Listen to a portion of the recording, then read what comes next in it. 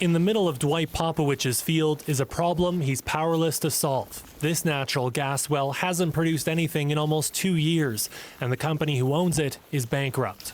Just put padlocks on it, turned it off and walked away from it.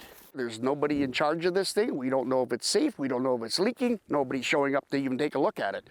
Neglected oil and gas wells are all too common in Alberta. There are 94,000 inactive wells, the majority of which will likely never produce oil or gas again, and another 3,000 orphan wells where the owner went belly up.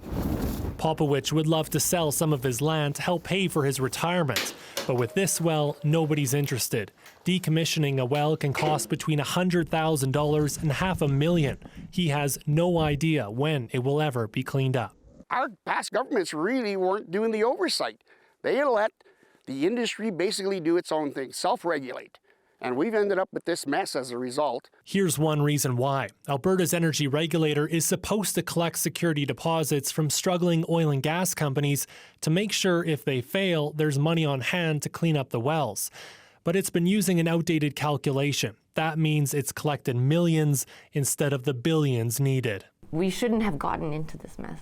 Wholesale changes are required, says this expert. This system is just not sustainable, it's not functioning, and so it's going to have to completely be thrown out the window, but it's many years too late.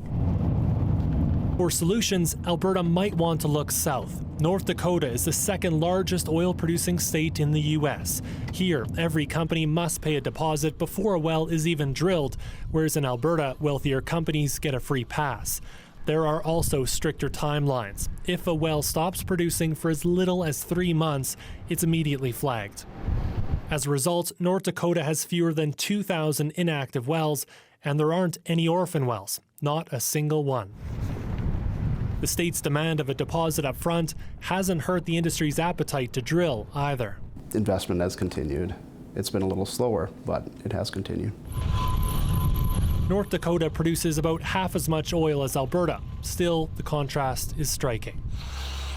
Alberta could try to play catch-up by demanding the industry ante up more money now, but some fear that could push some companies over the brink. I've referred to it as a Goldilocks zone. You know, we want to see progress on the file, but you really have to manage the unintended consequences. You don't want to create more defaults. There are a lot of companies struggling. Now, Alberta's Auditor General is stepping in to examine how the problem was allowed to spiral and how to fix it before it gets worse. Is the program designed to be able to handle an influx of additional abandoned sites?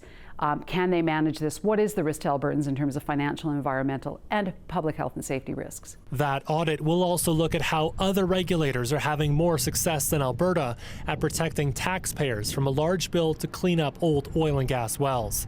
All as the province asks Ottawa for more help paying for the problem it already has. Kyle Bax, CBC News, near Two Hills, Alberta.